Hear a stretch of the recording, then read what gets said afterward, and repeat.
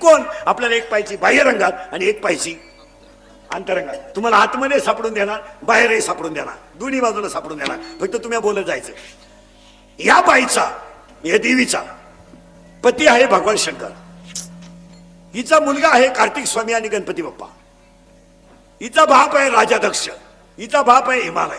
म्हणजे ही हिमालयाची मुलगी आहे, कार्तिक स्वामीची आई आहे, गणपती बाप्पाची आई आहे आणि भगवान शंकराची बायको आहे. ऐका, यांचं खरंच उलट आहे.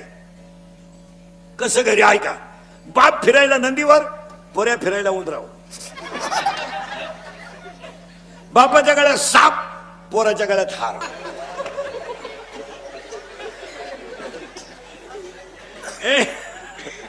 सावध राहायचं कीर्तनाला, आपलं सावध बसावं लागतं. चला, भगवान शंकराची पत्नी आहे, कार्तिक स्वामीची गणपती बाप्पाची आई आहे आणि राजा हिमालयाची दक्षिची मुलगी आहे. ह्या बाईचा ह्या बाईचा नवरा आहे भगवान शंकर. शंकराची मेली बायको. देवी कशी तयार झाली? बाह्य भागात, नंतर अंतर्भागात. या शंकराची मेली बायको, तर ते काय रडलं बिडलं नाही, टीव्हीला पट्टी बिट्टी दिली नाही, काय नाही काय नाही, डिजिटल बोर्ड नाही, काय नाही काय नाही. तो गडी जरा नंगाट होता. शंकरानं काय केलं? भजन सुरू केलं रामाचं. शंकर भजन कुणाचं करतोय? आता करंट लागला म्हणजे तुम्हाला सोपं, मला सोपं. शंकराची मेली बायको, त्यानं भजन सुरू केलं रामाचं. पूर्वीला बायका मिळायच्या, म्हणजे करायचे लोक, तेव्हा मिळतही होत्या. आता बायको, रेंज गेली, काहीची रेंज, काहीचा तर डिस्प्लेच गेला, चित्रच दिसलं, काहींना सॉफ्टवेअर मारून चित्र येईन. बायको नाही. बायको हा विषय. तुम्ही फुरसुंगीमध्ये 5 गुंठे जमीन घेऊ शकता, पण बायको करू शकत नाही. बायको नाही. आता जे राहिले ते जवळजवळ राहिलेच. आता त्याच काय, आता बायका पर आपण खालून आणतो, नांदेड, परभणी. ती बी मंगळवारी आणली, गुरुवारी ती गेली. जागरण गोंधळा, जात लंगर तुटला का? ऐकायला सावध. हे इंद्रिकाचं कीर्तन आहे भाऊ. हे कालही खरं, आजही खरं, तोंडातून बाहेर पडेल ते कवाही खरं. ऐका, शंकराची मेली बायको, ते काही रडलं बिडलं नाही, काय नाही काय नाही. पण शंकर भजनात गुंतल्यामुळं घोटाळा. ऐका काय झाला? शंकर भजनात गुंतल्यामुळं माणसं मारायची बंद झाली. कारण ह्या पठ्ठ्याला खातं कोणतं आहे? माणसं मारणे. निर्मिती ब्रह्मदेवाकडं, संभाळ विष्णूकडं आणि निवून घालणं शंकराकडं. हा गडींना गाठ. हा भजन करीत असल्यामुळे माणसंच माराना. माणसं मरण म्हणल्यावर त्यांनी मिटिंग घेतली. खालून माणसं वर येईन का? बरं, वर लाईन ना गाठ द्या. वर लई लफडेत मारा. वरचे लफडे मी तुम्हाला सांगितले असते, पण अजून मी गेलो नाही. जेव्हा मी वर जाऊन तुम्हाला मिस कॉल करीन, तेव्हा तुम्ही मला खालून रिंगा द्यायच्या येऊ का काय? तरी तुम्हाला वरचे लफडे 2-3 सांगतो. इंद्र पडली भगा, चंद्र झाला काळा, नारद चुकला, चाळा वर लई लफडे. आता ह्या वरच्या इंद्रचंद्राने घेतली मीटिंग. खालून माणसं वर येई ना का? हे म्हणले, वो मारणारा गुतलाय भजनात, त्यामुळे माणसं मारणं शक्य नाही. मग हे म्हणले त्याची झोप उडवा. म्हणजे जो गेला त्याच्या का तो अजून काय गावात आला नाही, त्याच्या नादी लागू नका. मग म्हणले असं करा, त्याला बायको करून द्या, म्हणजे तो बिघडन. हे ब्रह्मदेव आणि विष्णू म्हणले त्याला बायको करून देता येईल भाऊ, पण उठवाया कोण जाईल? जो उठला तो अजून गावातच आला नाही, त्याच्या तडाख्यात गेला तो गेला. म्हणजे ब्रह्मदेव आणि विष्णू आले, शंकर बसले होते ध्यानाला. हे म्हणले यांनी त्यांना हलवलं. शंकर म्हणले बोला. हे म्हणले आपलं काय म्हणलं नाही, यांच्या संग आलो. तुम्ही उघडा डोळे ना, आमचा हो द्या कार्यक्रम. मी या सगळ्यांनी शंकराला सांगितलं तुम्ही बायको करावा अशी आमची इच्छा आहे.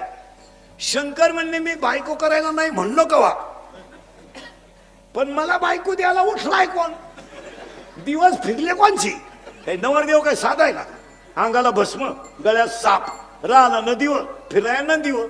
तो का आपला नवरदेव आहे का? भाड्याच्या गाडीत येणार. 35 रुपयाचा चष्मा घेणार लिंबा खालचा, हायवेला मिळतो तो. आता 100ला झालाय ना, तर 35ला झाला. हे म्हणले बायकोची जबाबदारी आमची. महिला मंडळ ह्या बाईनं, महिला मंडळ पार्वतीनं असा वर मागून गेला होता, मी कुठेही जरी जन्म घेतला तर नवरा मला भगवान शंकरच राहील, दुसऱ्या कोण जमणार नाही. तिने हिमालयाच्या पोटी जन्म घेतला तरी शंकरच, आणि दक्षेच्या पोटी घेतला तरी शंकरच. येरी साईडला आम्ही बायको तुम्हाला द्यायला तयार आहे. आम्ही बायको द्यायला तुम्हाला तयार आहे. आणि बायको त्यांनी पाहिली होती. ब्रह्मदेव विष्णूंनी बायको पाहिली होती. शंकराला म्हणजे तुम्ही फक्त तयार व्हा. ते म्हणजे तयार आहे मी. आता बायको पाहायची म्हणजे त्याला गोष्टी नाही, बायको पाहायला 4 गोष्टी लागतात. अशी बोगसगिरी चालत नाही ती. कोणी उठायचं नाही ह्याच नाही चालत. बायको पाहताना 4 गोष्टी पाहतात. बायकोच्या नाकाचा शेंडा सणसणीत असावा असा नियम आहे. नाही तर बायको इतकी स्मार्ट,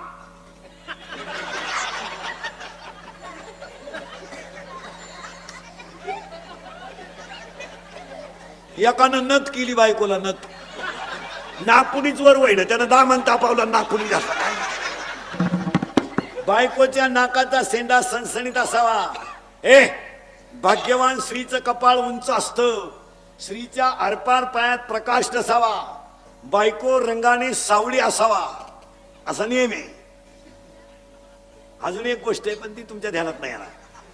आपल्या बायकोच्या डाव्या पायाचा अंगठा आणि अंगठ्या शेजारचं बोट जर अंगठ्यापेक्षा थोडं पुढं लांब असेल तर ती बाई नवऱ्याला मरेपर्यंत ताब्यात ठेवत असते. घरी गेलो घरी गेलो घरी गेलो घरी गेलो.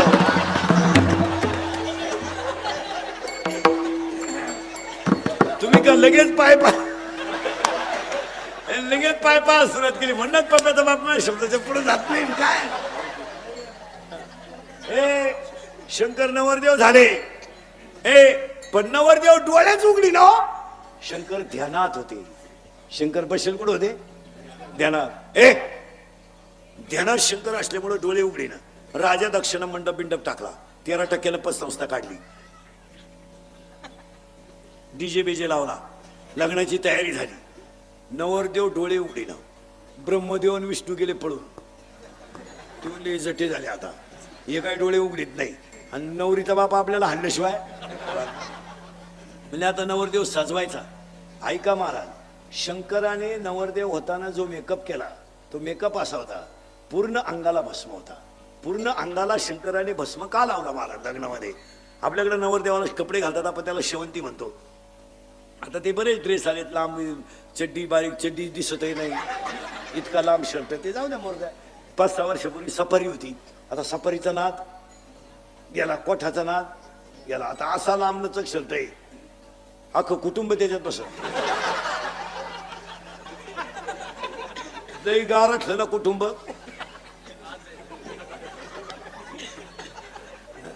नवरदेव यार दुबळ शर्ट, चड्डी दिसायला इतके लांब. शंकरानं पूर्ण अंगाला भस्म का लावला? नवरदेव होताने शंकराने पूर्ण अंगाला भस्म का लावला? त्याचं उत्तर आहे का? जगातल्या सगळ्या गोष्टी भस्म होणार आहेत हे भगवान शंकर जगाला सांगण्यासाठी भस्म लावला. आणि शंकराने नवरदेव होताने कपाळाला जो गंध लावलाय, महिला पुरुष सगळे बघा, शंकराच्या कपाळाला जो गंध आहे तो अर्धा चंद्र आहे, पूर्ण चंद्र नाही. पूर्ण चंद्र नाही. तुम्ही शंकराच्या फोटोमध्ये बघा, अर्धा चंद्र आहे. अर्धा चंद्र काय? पूर्ण चंद्र हा प्रकाशित आहे आणि अर्धा चंद्र हा अप्रकाशित आहे. श्रीमंताला तर कोणी मदत करेल, पण गरीबाला मदत करावी हे शंकराच्या चंद्राने दाखवून दिलं. श्रीमंताला तर कोणी मदत करेल. हो, श्रीमंताला मदत करणं म्हणजे काय एवढं विशेष नाही. तो श्रीमंतच आहे.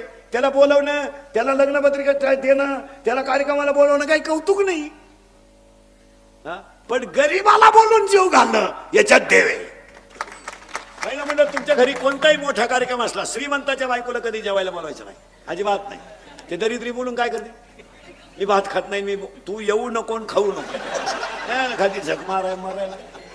त्याच्यापेक्षा भांडे घासणाऱ्या बाईला जीव घाला आणि भांडे घासणाऱ्या बाईच्या लुगड्याच्या पदरामध्ये शिराबुंदी बांधून शिराबुंदी बांधून द्या.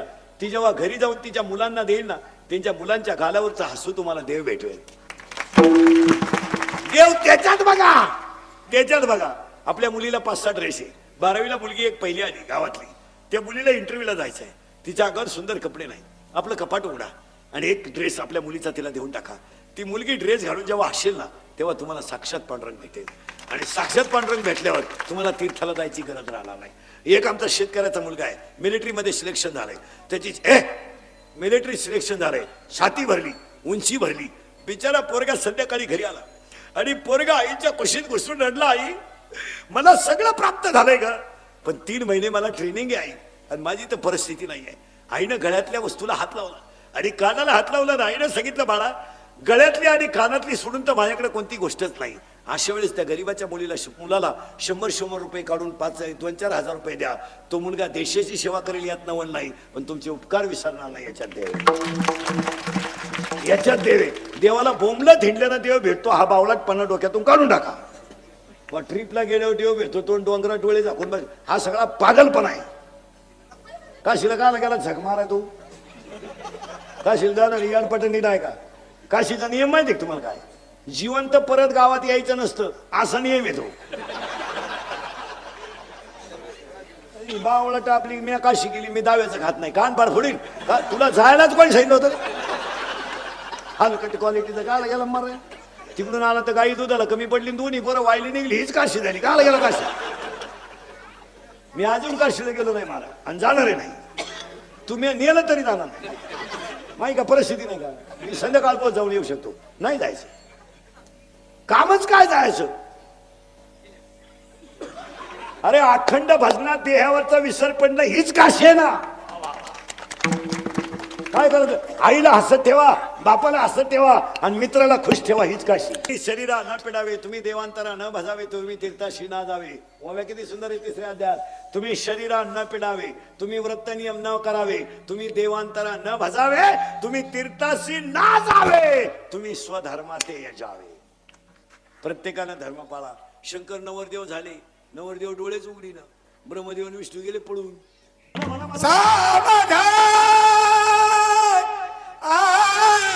ब्रह्मानंद वरुणेंद्र मरुता स्तुवन्ति धीरस्तवै वेदै साङ्गपदक्रमोपनिषदि गायन्ति सामगा यशान्तं विदुसुरासुरगणा देवाय कस्मै नमः शुभमङ्गल